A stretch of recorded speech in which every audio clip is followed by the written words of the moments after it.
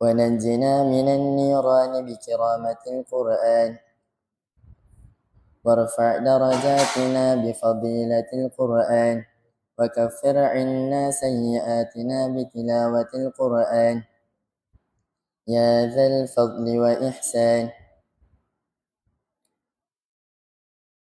اللهم اغفر لنا ذنوبنا ولوالدينا وارحمهما كما ربيانا صغارا. Ya Allah, ya Tuhan kami, ampunkanlah dosa-dosa kami, ya Allah. Ampunkanlah dosa kedua ibu bapa kami, ya Allah. Ampunkanlah dosa guru-guru kami, ya Allah. Ampunkanlah dosa jiran-jiran kami, ya Allah. Ampunkanlah dosa muslimin dan muslimat, ya Allah. Ya Allah, ya Tuhan kami,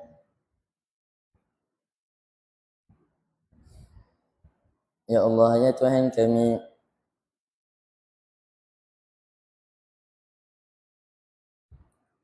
Engkau berilah peluang kepada kawan-kawanku, ya Allah, untuk khatam Al-Quran, 30 juzuk Al-Quran, ya Allah, dan juga syahadah.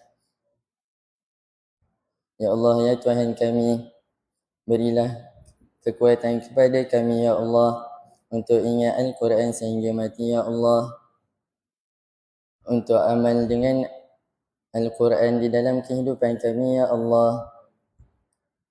Ya Allah, ya Tuhan kami, permudahkanlah urusan kami di dunia dan di akhirat, ya Allah. Ya Allah, ya Tuhan kami, Engkau tolongkanlah kami, ya Allah.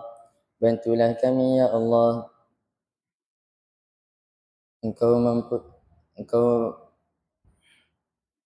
Ya Allah, ya Tuhan kami, permulahkanlah rezeki kami, ya Allah. ربنا ظلمنا أنفسنا وإن لم تغفر لنا وترحمنا لنكونن من الخاسرين. ربنا هب لنا من أزواجنا وذرياتنا قرة أعين واجعلنا للمتقين إماما.